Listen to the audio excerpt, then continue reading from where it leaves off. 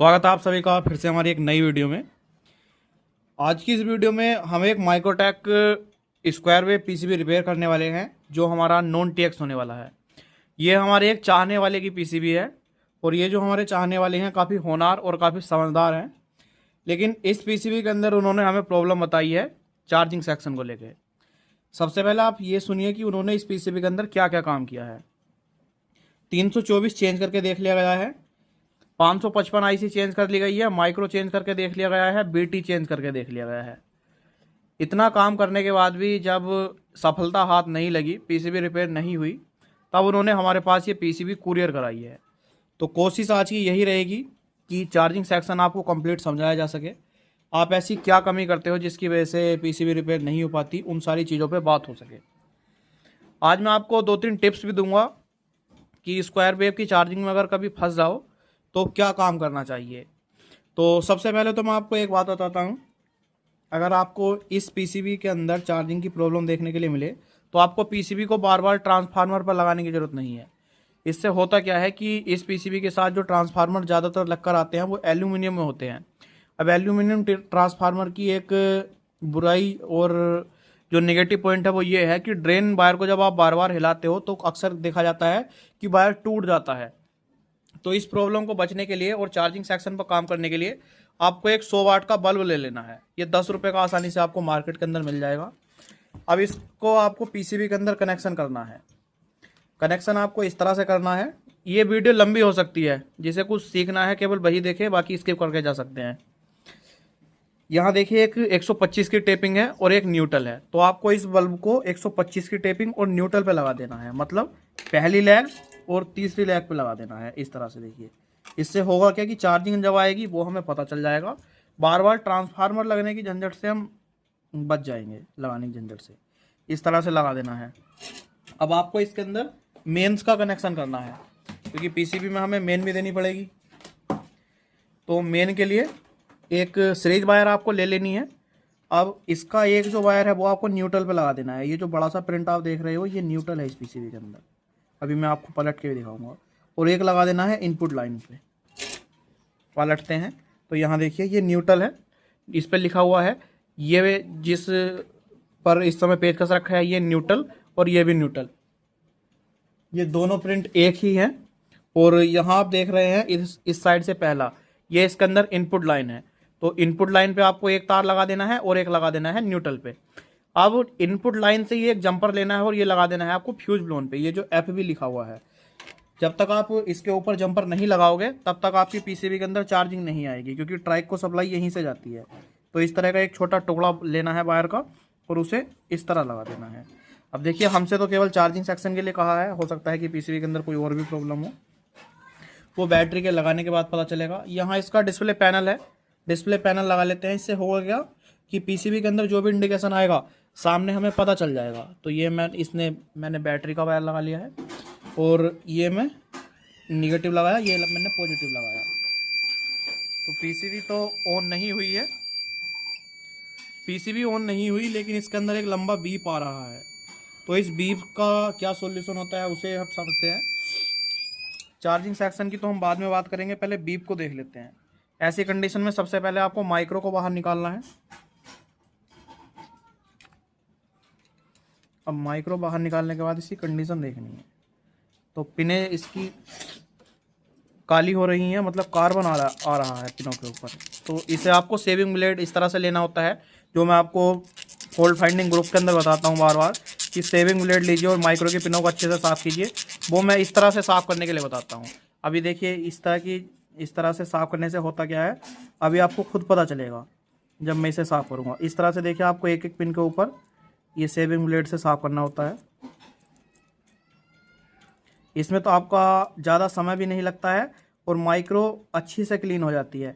बाकी अगर आप किसी दूसरे तरीके का इस्तेमाल करते हो तो उससे समय भी लगता है और प्रॉपर माइक्रो की पिनें साफ़ नहीं हो पाती। अब आप देखिए ये माइक्रो की पिनें हैं, कितनी अच्छी तरह से क्लीन हो गई हैं। अब ये दूसरी ओर की देखिए, इनके ऊपर कितना कार्बन है। तो दोनों ओर की माइक्रो की पिनें आपको इसी तरह से क्लीन कर लेनी है। ये जो बीप दे रहा है पीसीबी, इसका जो फर्स्ट स्टेप होता है वो यही होता है। आज की इस वीडियो में आप दो चीज़ें जानोगे, एक चार्जिंग सेक्शन और अगर पीसीबी कंटिन्यू बीप करे तो उसमें आपको क्या प्रॉब्लम का सॉल्यूशन होता है, इस तरह से देखिए। माइक्रो हमने क्लीन कर ली है। अब इसके बाद फिर से पीसीबी को बैटरी से कनेक्ट करना है। बैटरी से कनेक्ट करने के बाद इसके पिन नंबर 1 और पिन नंबर 20 पे हमें वोल्टेज चेक करना है। पिन नंबर 1 पे देखिए 5.25 है, 20 पे चेक करते हैं तो ये आपका 15, 16, 17, 18, 19, 20। 20 के ऊपर देखिए 5.45 वोल्ट आया हुआ है। ये वोल्टेज 7805 से 5 वोल्ट आता है, लेकिन थोड़ा ज़्यादा देखने के लिए मिल रहा है। उसमें थोड़ा मल्टीमीटर का भी एरर होता है। तो ये वोल्टेज ठीक है। अब माइक्रो को वापस लगा देना है आपको। माइक्रो वापस बैठानी है, लगा दिया है। अब पीसीबी को फिर से कनेक्ट करके देखते हैं। अभी भी देखिए सेम कंडीशन है। अब ये सेम कंडीशन है तो यहाँ 2 पीएफ लगे हुए हैं। ये क्रिस्टल है, क्रिस्टल के पास में 2 पीएफ होते हैं। इन दोनों पीएफ की एक एक लेग आपको ओपन कर देनी है सोल्डरिंग आयरन से। देखिए एक लेग ओपन की, दोनों लेग हमने ओपन कर ली है। अब पीसीबी को बैटरी से कनेक्ट करके देखते हैं क्या कंडीशन है। तो देखिए एक बार में पीसीबी ऑन हो गया। इसमें वायर में प्रॉब्लम है डिस्प्ले के कनेक्टर के। यहाँ देखिए ये जो ब्लैक वाला वायर है इसके अंदर प्रॉब्लम है। मैं इसे अगर वायर को हिलाता हूँ तो ये यूपीएस की एलईडी ग्लो होगी।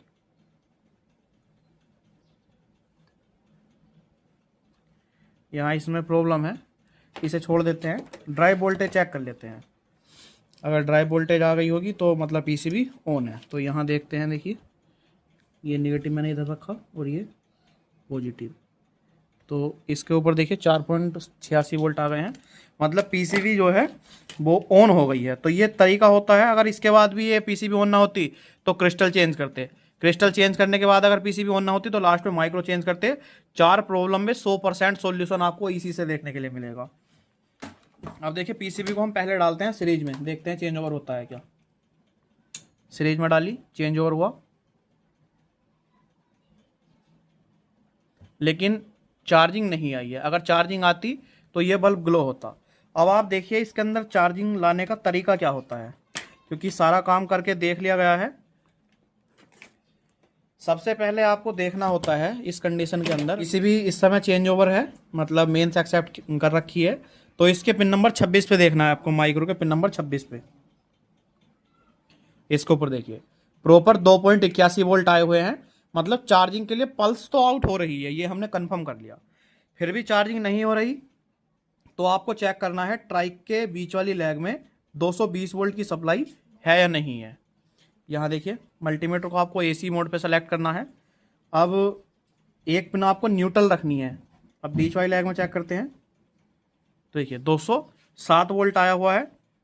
तीसरी पे चेक करते हैं 0 वोल्ट है। इस पे चेक करते हैं तो 0 वोल्ट है। हमने अभी तक 2 चीज़ें चार्जिंग सेक्शन के लिए क्लियर कर ली है। पहला, चार्जिंग के लिए माइक्रो आईसी से पल्स आउट हो रहा है। दूसरा, ट्राइक के ऊपर वोल्टेज आया हुआ है। तो कमी जो है वो चार्जिंग सेक्शन के अंदर है। इस चार्जिंग सेक्शन को ही हमें चेक करना होता है। सबसे ज़्यादा जो फॉल्ट आपको देखने के लिए मिलेगा वो मिलेगा इस CN100 ट्रांजिस्टर का। इसके बेस पे आपको सीधा 0.2 वोल्ट के समथिंग मिलना चाहिए। अगर ये 0.2 मिल रहा है तो आपका 555 से जो पल्स आ रही है, मतलब 555 आईसी वाला जो सेक्शन है ये क्लियर होगा। हम सीधा इसके बेस पे चेक करते हैं तो इसके बेस पे 0.2 वोल्ट आया हुआ है। तो कहीं ना कहीं आपका 555 आईसी भी सही है, इसके ऊपर जो पल्स आ रही है ये भी सही है। ये सारी चीज़ें ठीक है। पिन नंबर 4 पे देखेंगे तो इसके ऊपर जो पिन नंबर 26 से वोल्टेज निकल रहा है 2.81, ये सेम वोल्टेज देखने के लिए मिलेगा। पिन नंबर 3 पर ये वोल्टेज आधा हो जाएगा और इसके बाद ये 2 रेजिस्टेंस के माध्यम से R44 R45 के माध्यम से ड्रॉप होके इसके CN100 के बेस पे आएगा। तो ये सारी चीज़ें ठीक है। अब ठीक है, लेकिन फिर भी आपकी चार्जिंग नहीं हो रही है तो कहीं ना कहीं प्रॉब्लम तो है। अब ये प्रॉब्लम हमें ट्रेस करनी है। ट्रेस कैसे करेंगे, इसे पीसीबी को पलट लेना है, पीसीबी इस तरह से रख लेनी है। अब ये जो डीटी ट्रांसफार्मर लगा हुआ है, यहाँ पे एक जो ट्रांसफार्मर लगा है, इसके इनपुट साइड हमें एसी वोल्टेज चेक करना है। यहाँ लगभग 5 से 6 वोल्ट एसी वोल्टेज मिलना चाहिए। तो देखिए इस ट्रांसफार्मर के इनपुट में कोई भी वोल्टेज हमें देखने के लिए नहीं मिल रहा है। यही प्रॉब्लम है कि चार्जिंग जो है वो हमारी नहीं हो रही है। तो पीसीबी को देखिए बैटरी से डिस्कनेक्ट करना है। अब ये वोल्टेज क्यों नहीं मिल रहा, ट्रांसफार्मर सही है ख़राब है, ये सारी चीज़ें चेक करने के लिए आपको मल्टीमीटर लेना है और इसे कंटिन्यूटी मोड पर सेट कर लेना है। अब ये डीटी जो है, जो डीटी ट्रांसफार्मर लगा हुआ है, इसकी एक जो पॉइंट है ये सीधा कनेक्ट है आपका बैटरी के पॉजिटिव से, और दूसरा जो कनेक्ट है ये कनेक्ट है आपका ट्रांजिस्टर से। ये जो ट्रांजिस्टर लगा हुआ है इसके कलेक्टर से। तो सबसे पहले इसका जो एक पिन है वो आपको बैटरी के पॉजिटिव के साथ चेक करना है। तो यहाँ जीरो कंटिन्यूटी आनी चाहिए जो बैटरी का लगता है, और इसके बाद एक डायोड लगता है। तो डायोड के आउटपुट साइड में चेक करते हैं तो यहाँ पर देखिए 0 ओम की कंटिन्यूटी आ रही है, ठीक है। और दूसरी साइड जो है ये ग्राउंड से कनेक्ट होना चाहिए, सॉरी ये ट्रांजिस्टर से कनेक्ट होगा, और ट्रांजिस्टर का एमीटर ग्राउंड से कनेक्ट होगा। देखिए सारी चीज़ें सही दिखा रहा है, लेकिन उसके बाद भी चार्जिंग नहीं आ रही है। तो कहीं ना कहीं ट्रांजिस्टर में प्रॉब्लम हो सकती है, लेकिन ट्रांजिस्टर पहले से ही चेंज करके देख लिया गया है। तो एक बार फिर भी हम ट्रांजिस्टर को चेंज करेंगे। ये हटा लेते हैं। अब इस ट्रांजिस्टर को हम चेंज करते हैं, CN100 नया लगाते हैं, और उसके बाद चेक करते हैं कि वोल्टेज इसके अंदर आया या नहीं आया, क्योंकि जब तक इस पर वोल्टेज नहीं आएगा तब तक ट्राइक ऑन नहीं होगा। अब ट्राइक ऑन नहीं होगा तो चार्जिंग के लिए जो वोल्टेज हैं वो भी आउट नहीं होंगे। तो इसे हम CN100 को बाहर निकालते हैं। देखिए CN100 बाहर आ गया है। हालांकि ये CN100 चेंज किया हुआ है, लेकिन फिर भी हम इसके अंदर नया लगाते हैं। पीसीबी के अंदर हमने CN100 चेंज कर दिया है, और ट्राई का भी हमने नहीं लगाया है, हटा दिया है। लेकिन इसके अंदर प्रॉब्लम मुझे क्या देखने के लिए मिली, जो हमने शुरू में इसके ऊपर चर्चा की थी कि माइक्रो हमने क्लीन करके लगा दी और पीसीबी हमारी ऑन हो गई। उसके बाद जब हमने पीएफ हटाए थे तो पीसीबी ऑन हो गई थी, ये बीप साउंड नहीं दे रहा था। लेकिन जैसे इसमें मैं क्या कर रहा हूँ कि बैटरी का तार हटा रहा हूँ कोई कंपोनेंट चेंज करने के लिए या फिर कोई चीज़ चेक करने के लिए, तो पीसीबी फिर से बजर मोड ऑन कर रही है, फिर से बीप साउंड करने लग रही है। तो इसमें देखिए कमी देखने के लिए क्या मिली, और आपको भी ये ज़रूर देखना चाहिए कि ये क्रिस्टल लगा हुआ है यहाँ। अब क्रिस्टल के जो सामने आप देख रहे हो ये ग्राउंड का पॉइंट है। क्रिस्टल को जब हम सोल्डरिंग कर रहे हैं तो क्रिस्टल बिल्कुल इससे भिड़ रहा है ग्राउंड से, इससे टच हो जाता है। टच होने से क्या होता है, क्रिस्टल काम करता है ओसिलेशन का। ओसिलेशन आप सरल भाषा में समझे तो ऐसे ही समझ सकते हैं कि ये माइक्रो को अपडेट करने का काम करता है। पुराने सिग्नल डिलीट करके नए सिग्नल इसके अंदर अपडेट करने का काम करते हैं। अब क्रिस्टल अगर ग्राउंड से टच होगा तो सिग्नल डिस्टर्ब हो जाएगा, डिस्टर्ब होगा तो माइक्रो है ये पीसीबी जो है वो हैंग हो जाएगी। तो इसलिए हमने क्या किया है कि क्रिस्टल को थोड़ा ऊपर उठा दिया और इसे फिर से सोल्डरिंग कर दिया।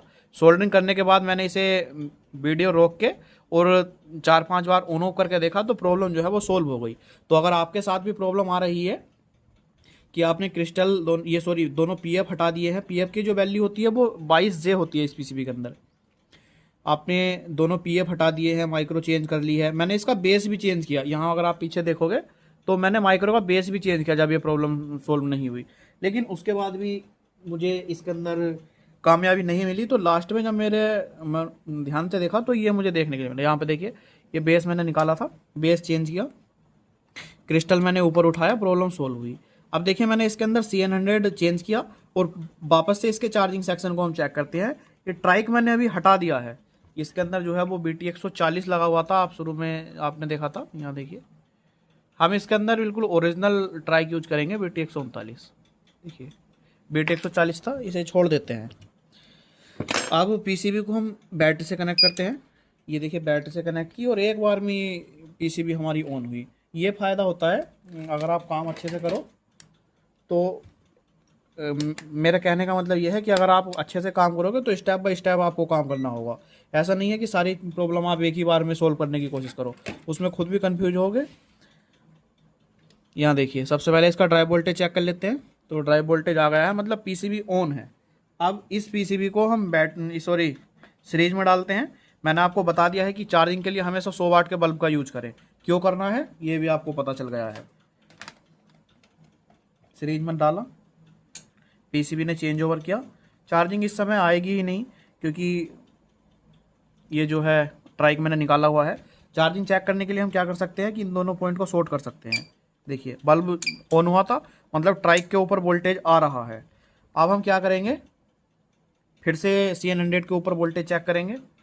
मैं आपको इस वीडियो के अंदर कोशिश कर रहा हूँ कि एक बार में आप सारी चीज़ें समझ सकें।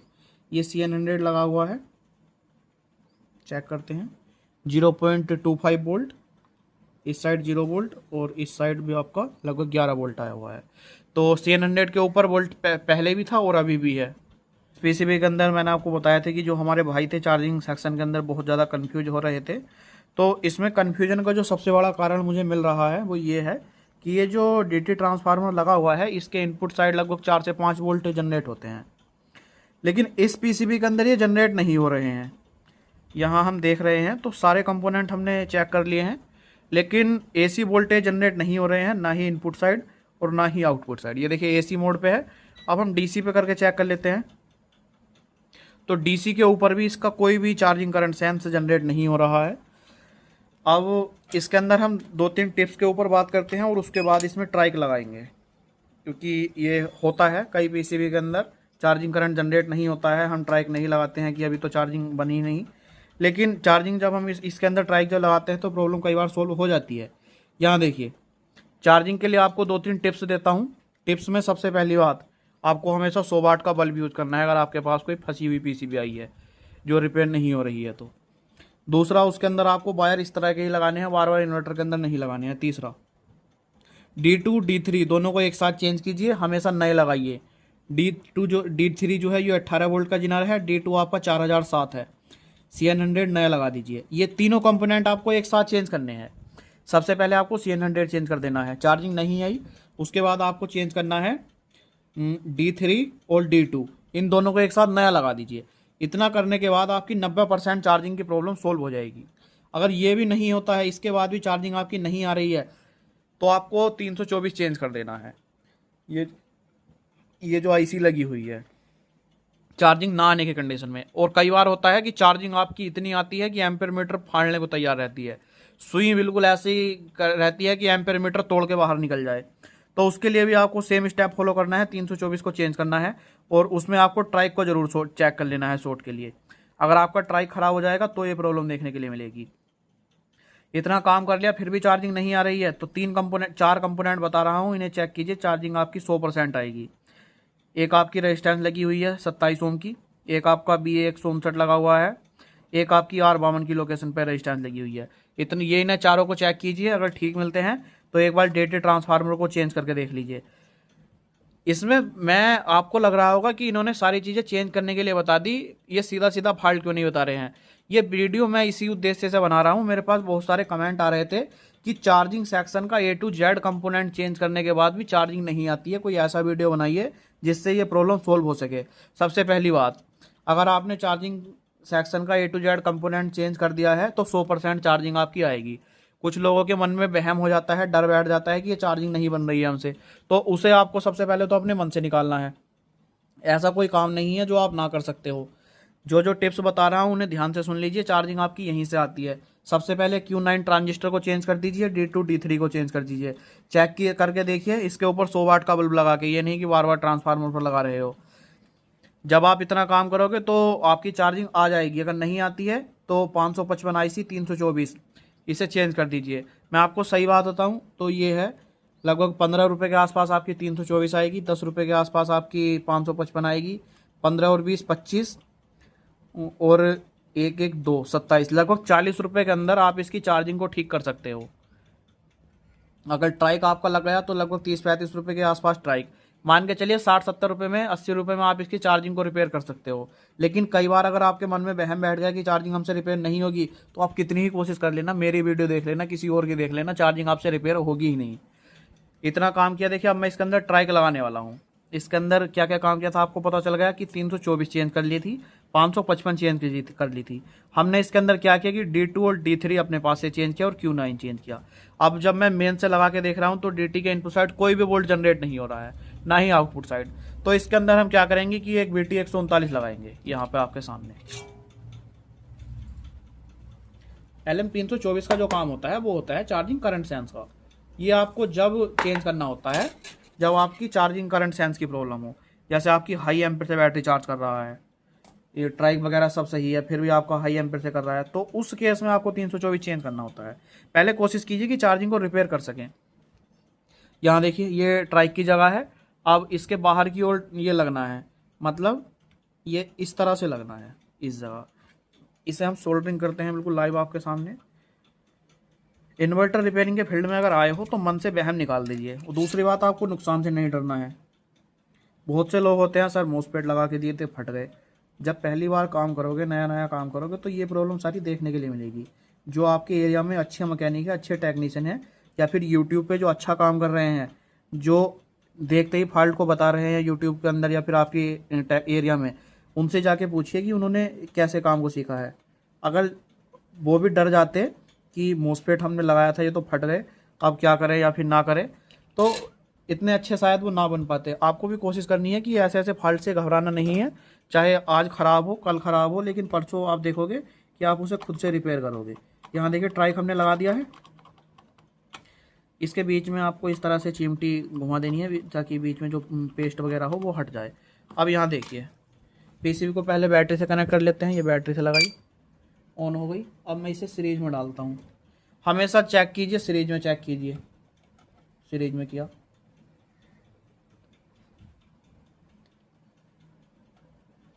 सॉरी वायर नहीं लगी थी। अब चेक करते हैं। देखिए चेंज ओवर हुआ। ये देखिए मेंस पे आने की कोशिश कर रहा है लेकिन नहीं आ रहा। डायरेक्ट लगाते हैं। देखिए बल्ब ग्लो हुआ, मतलब चार्जिंग आई। चार्जिंग सही आई गलत आई मल्टीमीटर से ही कंफर्म कर सकते हो। मल्टीमीटर को एसी मोड पर सेलेक्ट कीजिए, ठीक है। उसके बाद आप इनपुट वोल्टेज चेक कीजिए कि इनपुट वोल्टेज कितना है। कितना है? 207। अब जो चाप का बल्ब जल रहा है इसके ऊपर हमेशा जो इनपुट वोल्टेज है उससे 10 से 20 वोल्टेज हमेशा कम आने चाहिए। एक अपने मन से ये वहम निकाल दीजिए कि बल्ब हम लगा के चेक करेंगे तो वोल्टेज हमारा 100, 120, 150 के अंदर आएगा। ये आपका ज़्यादा आ सकता है 150 से, लेकिन इनपुट वोल्टेज से हमेशा कम आएगा। यहाँ देखिए चेक करते हैं। देखिए 175 आ रहा है, जबकि इनपुट वोल्टेज कितना है हमारा, ये है आपका 206। तो इससे हमेशा वोल्टेज कम आएगा। तो हमने चेक किया कि इसके अंदर जो है वो चार्जिंग हमारी आ गई है। जो मैंने टिप्स दिए हैं ये आपका हमेशा काम करेंगे। इसे मैं हटा देता हूँ। ट्रांसफार्मर पर एक बार इसकी टेस्टिंग करते हैं। ये जंपर भी हटा देते हैं।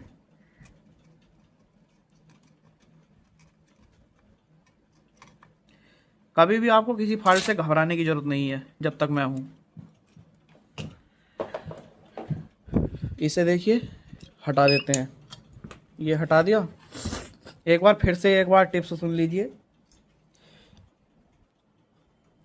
पहले Q9, D2 और D3 ₹3 का आइटम है। आपके एरिया में 4 या 5 रुपए का मिल जाएगा। इन्हें चेंज कर दीजिए, 5 रुपए लगा दीजिए एक ही बार में। जब पीसीबी खोल दी है ये 5 रुपए आप लगा ही दीजिए मेरे कहने से।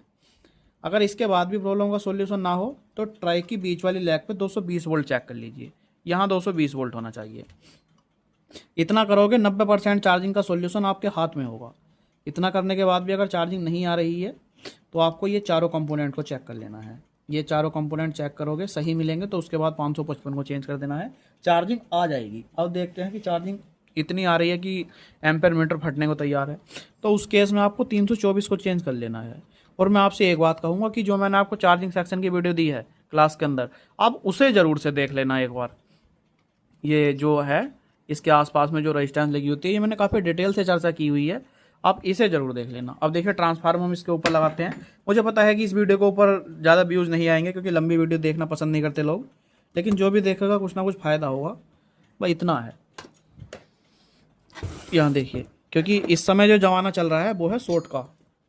आप देखते हो यूट्यूब के ऊपर भी कि आए 2-4 मिनट 1 मिनट के अंदर अंदर कोई कंपोनेंट चेंज किया, फॉल्ट का सॉल्यूशन हुआ, उसमें आप देखना लाइक मिलेंगे 10,000 20,000। जो आपको डीपली नॉलेज देगा, मैं हूँ चाहे कोई और हो, उसकी वीडियो पे ना व्यूज आए ना लाइक आए।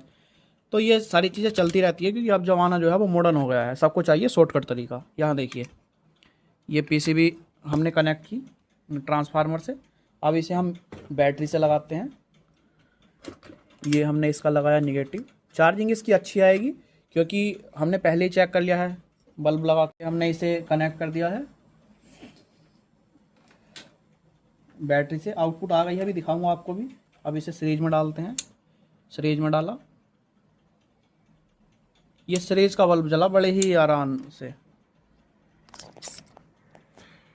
ये देखिए सीरीज का बल्ब कितना प्यार से जला। उधर आप देखिए इसकी आउटपुट आई हुई है, ये मैंने 100 वाट डाला, 200 वाट डाला इन्वर्टर के ऊपर। अच्छा अच्छा काम कर रहा है, कोई प्रॉब्लम नहीं है। देखिए आउटपुट वोल्टेज भी कम होगी जैसे जैसे लोड डालूंगा। अब मैं इसे मेन से लगाता हूँ, इन्वर्टर से ही चेक कर रहे हैं क्योंकि लाइट तो है नहीं। ये देखिए लगभग 15 एम्पेयर के समथिंग चार्जिंग आई और कितनी अच्छी चार्जिंग आई।